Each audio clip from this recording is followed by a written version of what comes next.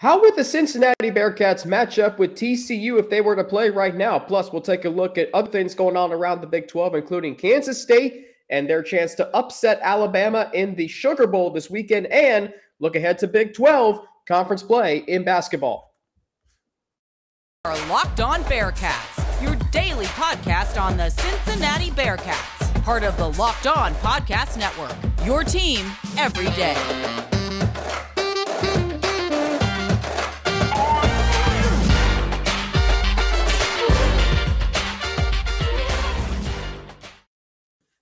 It's Thursday, and that means it is Big 12 Thursdays here on Locked On Bearcats. I'm Alex Frank, the host of Locked On Bearcats, part of the Locked On Podcast Network, your team every day, free and available everywhere you get your podcasts and on YouTube. Josh Neighbors from Locked On Big 12, my guest today, as he is. We try to do this every Thursday, Big 12 Thursdays.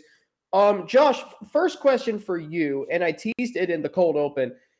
How would a Bearcats TCU game you think play out right now? If it was Cincinnati and TCU in the college football playoff on Saturday, how would that play out? I think TCU would like their chances to do pretty well against Cincinnati. I think the caliber of playmaker that TCU has been a difference maker for them for most of the season. And while it might not be in their game against Michigan, because Michigan's one of those top tier upper echelon teams, it would be against a team like a Cincinnati, just because Quentin Johnston is a first round type talent at wide receiver. Darius Davis has like legit track speed that looks like an SEC guy.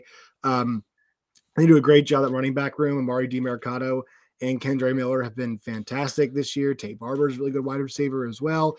Max Duggan, a guy who finished second in the Heisman voting, who's just a natural born leader and had done a great job this season. So offensively, they do great. I think defensively, they'd be fine just because that Cincinnati offense struggled so much this year. And, not a team that they don't blitz a ton, but I think they wouldn't really need to. I think they'd be okay. And also they've got two really amazing cover corners in Newton and Trey Hodges-Tomlinson. So I think they'd be just fine. This is not, it could be close to start off with, but this is not a Cincinnati team that I think would give TCU too many headaches.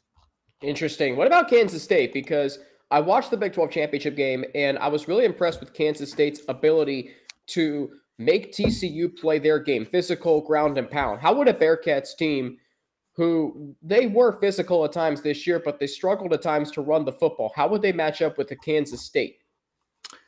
Well, Kansas State playing their best football is, in my opinion, one of the best 8 teams in the country, just because of people that might not know this who follow Cincinnati, but Kansas State had 6 guys in the preseason All Big 12 team, and they were good at all these positions. They're good at secondary.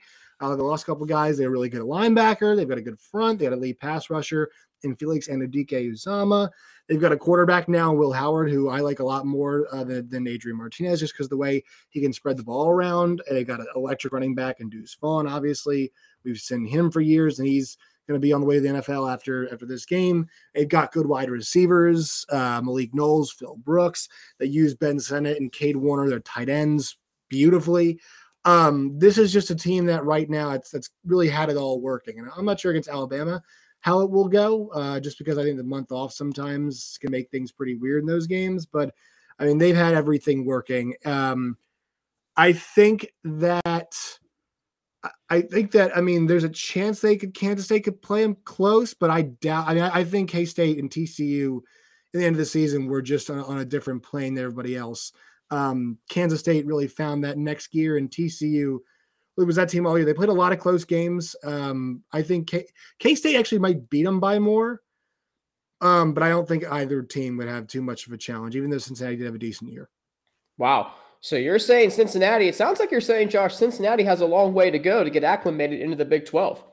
This version does, yeah. I think that's to be expected, though, when you put the third most players in the NFL off of a team. Like Cincinnati's a good program, and they'll get even better, in the Big 12, the Power 5 backing. But, when you go to the college football playoff, and I think a better question would be like, how does Kansas State this year and TCU this year do against Cincinnati last year? Because that was the best version that we've seen of Cincinnati. That'd be, I think, 2 really fun games both ways, just because of how many great players that Cincinnati team had.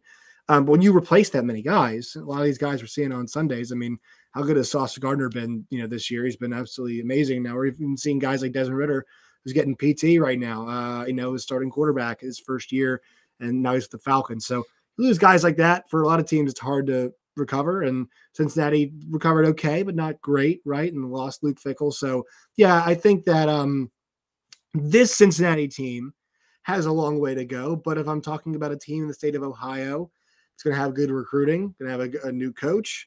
I like their chances to be a good team, top of this league for a long time because of where they're located. It's going to take a little bit of time sometimes to get adjusted. Yeah. So, because you're playing Kansas State and TCU and Baylor and Oklahoma like every single week at this point, right? There's no Navy. Yeah. There was no Navy this year, right? KU is normally like that bottom team.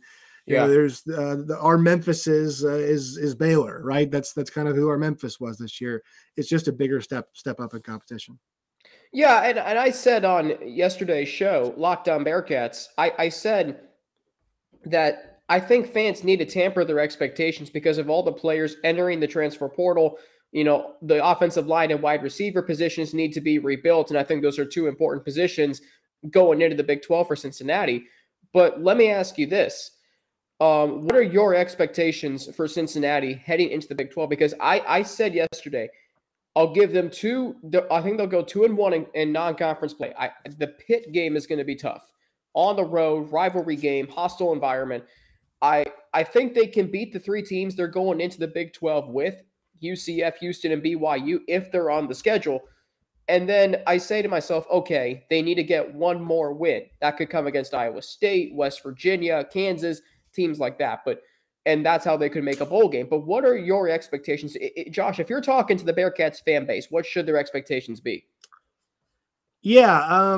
Well, here's the tough problem is that, number one, from a general sense, I think that every week grind is something that everybody's going to have to learn about. And this is the thing for basketball too, that we talk about. What is considered a break in Big 12 basketball? Well, you're going to go play at Gallagher-Iba Arena to go play a team that's tough as hell under Mike Boyd that's really well coached, right? That's what a break is in basketball.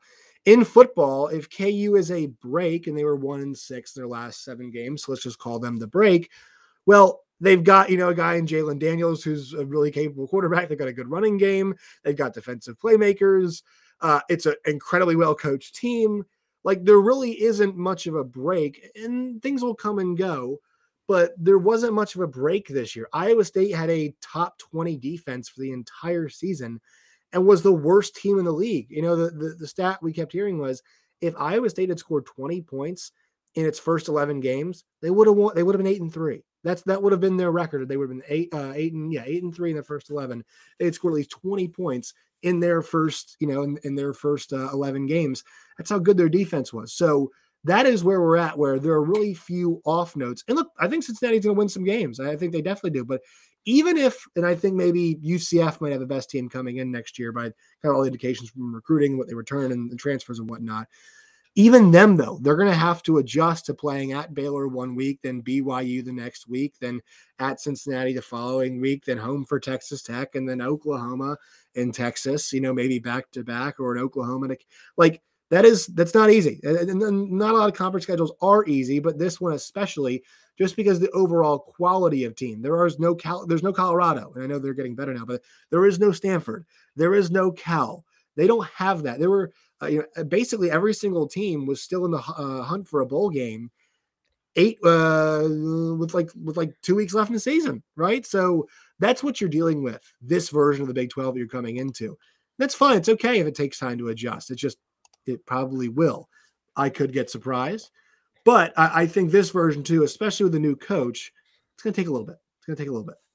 I'd be more than happy to be surprised if the Bearcats do exceed my expectations for them heading into the Big 12 next year. Now, the good news is this: if you only finish 6-6 or 7-5, you're not going to the Boca Raton Bowl or the Gasparilla Bowl. You're going to maybe the Alamo Bowl or the Cheez-It Bowl or the Liberty Bowl, which are much better bowl games played in much better places. Now, Boca Raton is great. Don't get me wrong. But I'm just going to point that out. All right, so we'll get into TCU and Michigan a little bit in segment 2. Then in segment 3, conference play and men's basketball starting up right around the corner. We'll get to that. The Big 12, of course, Josh has said this on this. You've said this on this podcast before. The best basketball conference in the country. So we'll get into all of that after I tell you all how this episode of Locked On Bearcats is brought to you by Bet Online. Hey, speaking of the Big 12, you've got 2 games that you can head to Bet Online to right now and place your wagers. You've got the Cheez-It Bowl between Oklahoma and Florida State. The Seminoles a 9.5-point favorite. And then later tonight, you've got the Alamo Bowl between the Longhorns and the Washington Huskies. Texas at -3. So you can head to betonline.net, your number one source for sports betting info, stats, news, and analysis, and get all the latest odds and trends for every professional and amateur league out there. From pro football to college bowl season to basketball, we've got it all at betonline.net. You can also wager on the Fiesta Bowl, the Verbo Fiesta Bowl on Saturday between TCU and Michigan. Right now, Michigan a 7.5-point favorite. If you love sports podcasts, you can find those at BetOnline as well. We're always the fastest and easiest way to get your betting info. Head to the website today or use your mobile device to learn more. BetOnline, where the game starts. Hey, thank you for making Locked On Bearcats your first listen today. Make sure to check out Locked On Sports Today, the biggest stories around the sports world in 20 minutes or less, plus instant reactions, game recaps, and Locked On's Take of the Day. Locked On Sports Today is available on YouTube and wherever you get your podcasts. Of course, hosted by Peter Bukowski, who does a fantastic job with Locked On Sports Today. Back here on Locked On Bearcats, part of the Locked On Podcast Network, your team every day. I'm Alex Frank. Josh Neighbors from Locked On Big 12 joining me today, as he's going to do hopefully every Thursday throughout the offseason and during this season next year, football season, of course, basketball season. Josh, so TCU and Michigan is a big game. Obviously, it's a semifinal game. It's a college football playoff game. It's the Big 12's first appearance in the playoff since 2019, when Oklahoma was unfortunately throttled by a Joe Burrow and Jamar Chase-led LSU Tigers team. How is TCU going to approach this game? What's their game plan going to look like for a really good Michigan team? Yeah, I think for them the game plan's going to remain similar. The one thing that's difficult is Michigan's a tough team to run the football against. They're a very, very good rushing defense. And at some point during every single game where TCU does well, the running game for them has to come alive. Now, against Kansas State, with Kendre Miller, it didn't feel like it really got a ton of traction, but Max Duggan did on the ground, and that's a huge aspect of what they like to do. So we'll see, can they get that run going? On defense for them, they are a slower starting team. I think they're going to have to work on that a little bit. They might need to rush a bit more than they normally do. This is a team, Michigan, that does a fantastic job, whether it's Corum or Edwards, and I know Corum's not going to play, running the football. So the line of scrimmage is where this game is probably going to be decided. And the thing is, I believe the advantage pretty firmly is going to go to Michigan in that department. So that's a huge plus for them. The place where TCU does have the advantage, though, is those skill players. From an overall standpoint, I think McCarthy's pretty good. I think Max Duggan's probably the player that you give the edge to. I actually think that battle's a little bit closer, but Max is the better of the two quarterbacks, in my opinion. McCarthy a bit more talented, but Max the better one with all the experience and how well he's played this year. Wide receiver, I definitely think you have to go the advantage there is going to go to the guys that TCU has. TCU's got like a top SEC caliber receiving core, right? When you go, and I know Ronnie Bell's had a really nice season and like Cornelius Johnson as well, but if you go and you look at the year that Quentin Johnston had, how good Tay Barber was, how good Darius Davis was, like those three guys are absolute animals for them in the receiving game. And then you put a Savion Williams out there too. They just have a ton of weapons. So I'll give them that in that department. I give them a big advantage there.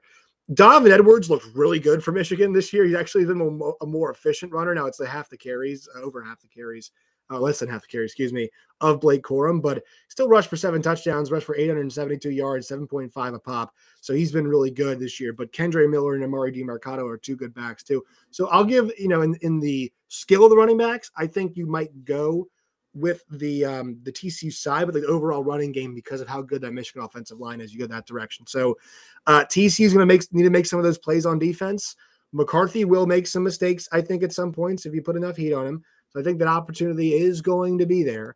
So I would say that those are the things that we need to look at as TCU's need to force a couple turnovers, and they cannot start as slow as they normally do. They absolutely cannot start as slow as they normally do, because this Michigan team, what they'll do is they'll start to constrict. You know what I mean? It's not like you'll be playing catch up with a team that's going to start bombing on you. What you're going to do is you're going to be behind the 8 ball against a team that can force turnovers, and also a team that can choke the clock out with how well they can run the football. So time of possession, I think, is going to be a pretty important stat in this game. Yeah, we saw Donovan Edwards against Ohio State and what he did in the second half of that game. So, yeah, absolutely.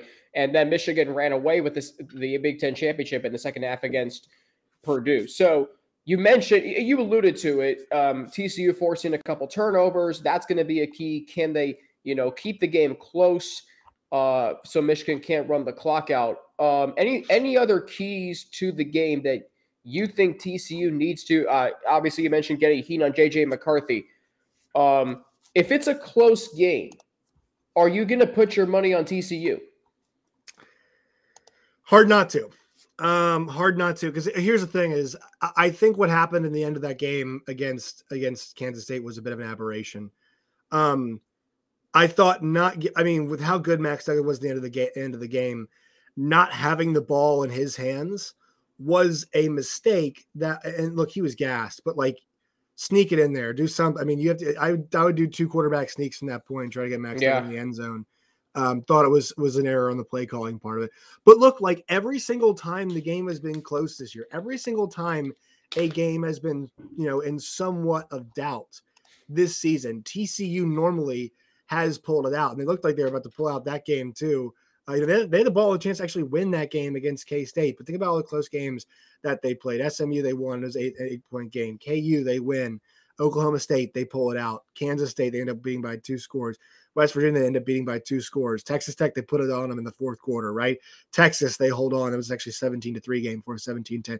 Baylor, the magic was there. They absolutely housed Iowa State. So, you see what I'm saying here is a lot of times games were in doubt. They ended up winning the game. And we saw what Max Duggan did on that magical drive against Baylor. Baylor's defense, not as good as Michigan's, but he had no Kendre Miller. He had no Quentin Johnston. And I don't think DeMercado was out, or maybe even Davis out. Somebody else was out. I think Darius Davis was out too. 3 of his best skill players were all out. And he went right down the field and scored not once, but twice. DeMercado missed the catch there, but they scored after that anyway. This team is they're nails. They're absolutely nails majority of the time. And look, some people think Kendre Miller got over the line when he extended that ball. I think he might have, but I thought it was inconclusive. He couldn't say it. But there's definitely an argument there to say he might have gotten over the line and scored in overtime. So they were inches away and 2 missed, I think, bad play calls away from being 13-0. And so this game's close and they have the ball the chance to win. Yeah, but they can't be playing from behind a lot of the game, because then I think at that point that it's not going to be much of a close game if they're kind of behind the 8 ball and letting Michigan dictate the pace and on what terms this football game is being played. So, okay, let me ask you this as an aside. Do you agree with Sonny Dykes' decision to go for it on 4th and goal in overtime? Yeah. Oh, my God, yeah. Okay. Oh, my God. Yeah, I mean, you got a guy who's going to be a Heisman finalist. I damn near would have won the award if they gave him the ball. You have to think that – look, here's the thing. If you score there, let's just say you kick a field goal. You're up by 3 in overtime, right? So they're in field goal range already. They can bare minimum tie it, and they can go ahead and they can beat you there. If you score and you can get 1 foot or however many inches you need to get, you're once again putting the pressure back on them. The pressure is on you, pressure's on you to score, and the pressure's back on you to get a full stop from 25 yards out after that. If you don't kick, if you decide to kick that. So you have to put the pressure back on them. And this is an offense that all year has gotten whatever they've needed whenever they've needed it. Why would you take once again, the decision to take the ball out of his hands was a astronomically bad one. But going forward, it's the right call. It is 100% the right call. Let's get your score prediction for the Fiesta Bowl the Verbo Fiesta Bowl on Saturday. Are you going to the game in Phoenix? I am not going to the game. I will not be. Travel is too difficult right now for me to get myself out there. It really is. Yeah. No, thoughts and prayers to everyone traveling, and sincerely thoughts and prayers to everyone in Buffalo, New York. They just got absolutely so major thoughts and prayers. Yeah, I'm with you on that front too. And score prediction, I'll go 31-23 Michigan. That'll be my score prediction. So you do think it'll be close? Yeah, I think it'll be around a one-score game. I think Michigan, though, that's way too much time for a team that's that good to prepare and get that offensive line good to go. I just think it's going to be difficult. All right, so we got that on Saturday. We got another bowl game on Saturday, but Kansas State and Alabama in the Sugar Bowl. That could be an interesting matchup. Plus, we'll get your thoughts, Josh, on the Big 12 Conference in basketball. How would this Cincinnati Bearcats team match up with the Big 12 right now? We'll get into all of that after I tell you how this episode of Locked On Bearcats is brought to you by NHTSA. Here's the situation. You're hanging out with some friends and putting back a few drinks. A few becomes a few too many. As the evening comes to an end and people start to head out, you think of calling for a ride, but you live nearby, you can make it home okay, it's no big deal. What are the odds you'll get pulled over anyway? And even so, what's the worst that could happen? Your insurance goes up, you lose your license, you lose your job, you total your car, or you kill someone. Regardless, everyone knows about the risks of driving drunk. The results are tragic and often deadly. However, that still doesn't stop everyone from getting behind the wheel while under the influence. That's why police officers are out there right now looking for impaired drivers on our roads to save lives. So if you think you're okay to drive after a few drinks, think again. Play it safe and plan ahead to get a ride. It only takes one mistake to change your life or someone else's forever. Drive sober or get pulled over. NHTSA. All right, looking to make a move? We'll take the guesswork out of the home buying process and hire a professional real estate team with a track record of success. Debbie Weckstein-Frank is a realtor with Coldwell Banker Heritage, and Steve Maloney is a lender with First Community Mortgage. They will be there to help you every step of the way. Debbie and Steve are both longtime Miami Valley residents who have helped hundreds of people just like you find the home of their dreams. Call Debbie right now at 937-672-3942. That's 937-672-3942, or visit teamweck.com. Locked On Bearcats, Locked On Big 12 crossover. Alex Frank, Locked On Bearcats. Josh Neighbors, Locked On 12. We're part of the Locked On Podcast Network, your team every day. Josh, one of the more intriguing non-playoff bowl matchups that I'm looking forward to is Kansas State, Alabama in the All-State Sugar Bowl on Saturday. First off, do you find it weird that it's a New Year's Eve kickoff for the Sugar Bowl? Well, not under this circumstance too. With the playoff games later, right? You're gonna have to play a New Year's Six game at some point on 31st, and this makes sense that they're gonna do it at this point in time. So yeah, I mean, you'll love the kickoff time. That noon, the noon game is always a weird one, but I think obviously it is they have to do it then just with the scheduling. And the Sugar Bowl, I always think of it as a game that kicks off at 8:45. Now then again, the Rose Bowl is being played on Monday because New Year's Day is on a Sunday, and that's NFL Sunday. And then you've got Monday Night Football following the Rose Bowl on ESPN, which the Bengals are playing in this week against Buffalo. That'd be a really, really good game. Yeah. So does Kansas State have a chance to pull the upset against Alabama? Yeah. Oh, yeah. I mean, because a big part of this too is how locked in is Alabama. I mean, Bryce Young and Will Anderson are playing, but how much do they play? So they definitely have a chance to do it. A lot of, and this is a huge game for Kansas State. I mean, they're motivated. Everybody is playing. They are excited. They want to end that Big 12, regular season with or championship season with a Sugar Bowl win and kind of get themselves some momentum into the new Big 12 and kind of solidify a lot of what Chris Kleinman's been doing, and also be a huge win for the league because as this league changes, wins like this, I know it's a bowl game, but still, you want to prove that you can hang with these top dogs in other conferences. And that's going to be an uphill battle, I think, for the Big 12 once we get to the new Big 12. There's going to be a lot of discounting. We've already seen it happen this year. A lot of discounting of what happens if it's not Texas and OU. And without Texas and OU, there'll be a lot of discounting the league as a whole. So I want to see it. I want to see them get the job done. I don't know what's going to happen in this game because I don't know how long these guys are going to play for. I don't know how motivated the Alabama team is, but they had a rough season. They didn't lose. They lost 2 games by a very few amount of points. So I'm kind of leaning Alabama's direction here. Right. But I think it's going to be a close game because K-State wants it, just as much as, or probably more than Bama does. Bama just got so much talent.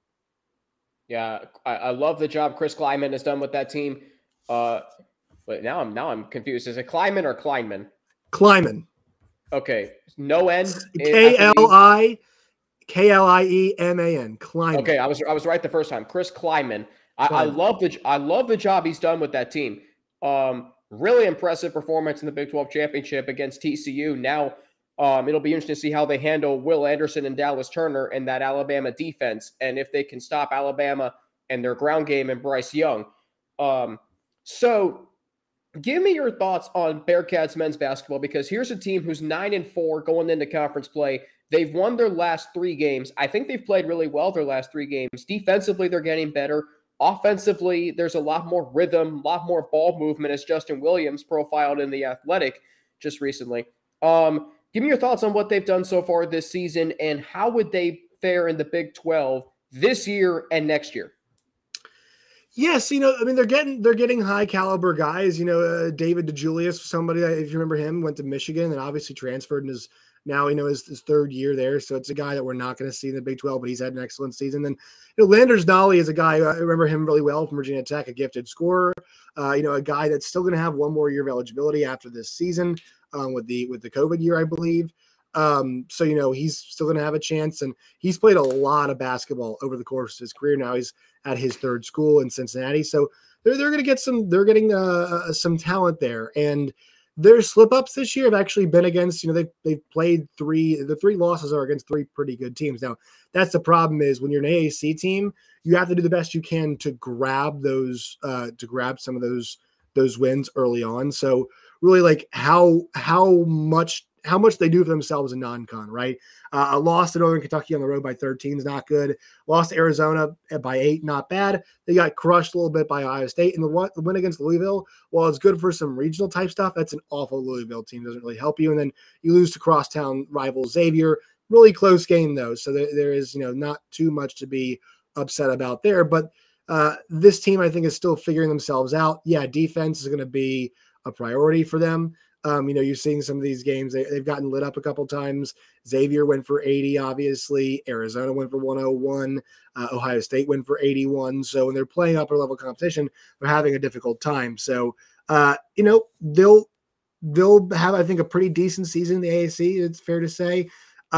It's tough to know how UCF, BYU, or Cincinnati would do in the Big 12.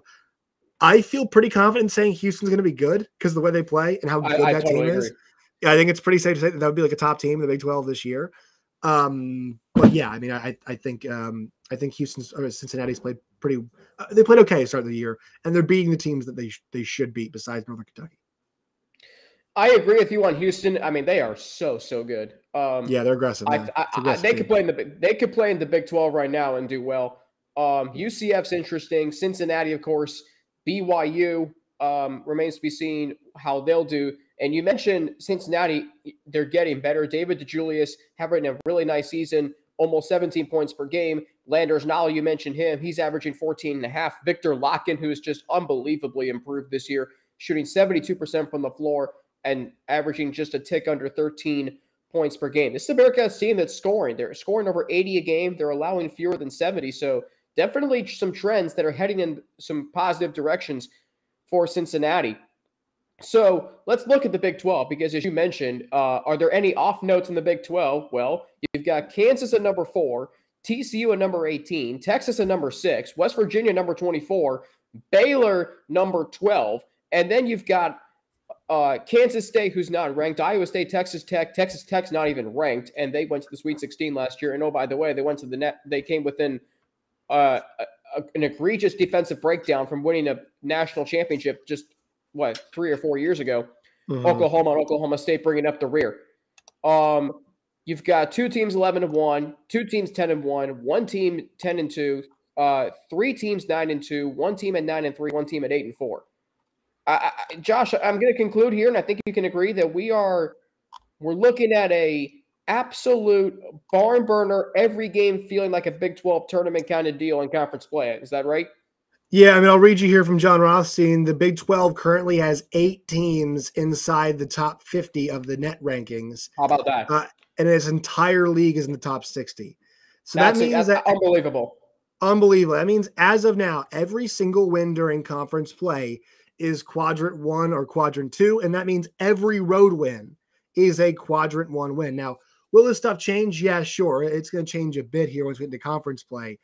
But I said it's last year, like a team like Kansas State last year that kind of hovered around 500. Like you put them in the ACC last year, they probably do fine, make the NCAA tournament, right? So that is the one difficult part of this league. It's also what makes the league really fun and exciting. I think with that though, I think Kansas is gonna. I think they have a good chance to run away with this thing this year, actually. Interesting. Texas and Kansas are the best two teams, and because Texas is going through what they're going through right now with Chris Beard, I mean, that's a really good old team, but like, man, it's tough to have that kind of situation go down for you. So that's why I think KU's got a good chance, and I think everybody else kind of is going to kind of pillage each other on the way through this. So. It's kind of where I'm at right now. I think KU could run away with it, but it's going to be a deep, fun league, and conference play starts off this week. We get some exciting games. Excited to see how KU does at home against Oklahoma State team. It's going to test them inside because Oklahoma State has good interior play, and KU, it's every single one of these teams does have some weaknesses, and a lot of these teams, their strengths are incredibly strong too. Yeah, and to quote John Rothstein, this is only December, so right. And right now, Joe Lunardi has 9 teams projected from the Big 12 to make the NCAA tournament. 9 teams. I mean, that is 90% of the conference. Well, Josh, this has been fun.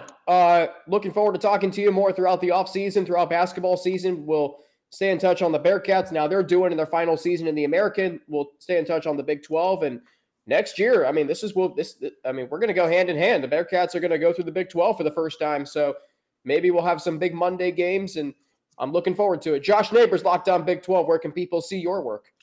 Yeah, you guys can find us on Twitter at LOBig12. You guys can find me at JoshNeighbors_. Find the show wherever you get your podcasts, and on YouTube as well. Please subscribe. Helps us out a lot. Josh Neighbors, Locked On Big 12, thanks for joining us. Happy New Year to you and your family, and enjoy all the bowl games this weekend. Yep, same to you.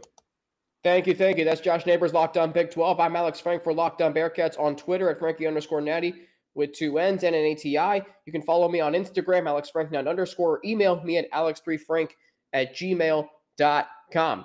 Hey, thanks for making Locked On Bearcats your first listen today. Now make Locked On Sports Today your second listen. Peter Bukowski brings you the biggest stories from around the sports world in 20 minutes. Get the analysis and opinions before anyone else with our local and national experts and insiders. Locked On Sports Today podcast available on YouTube and wherever you get your podcasts. For Locked On Bearcats, I'm Alex Frank, back tomorrow. The podcast form, if you missed our live room yesterday, yours truly and Russ Heltman from All Bearcats and Sports Illustrated, my colleague. We will be in podcast form, our live room, and of course, recapping the Bearcats game tonight against Tulane. That tips off at 9 on ESPN Plus from Fifth Third Arena. Looking forward to that. For Locked On Bearcats, my name is Alex Frank. Have a great rest of your day, and I will talk to you all tomorrow right here on Locked On Bearcats, part of the Locked On Podcast Network, your team every day.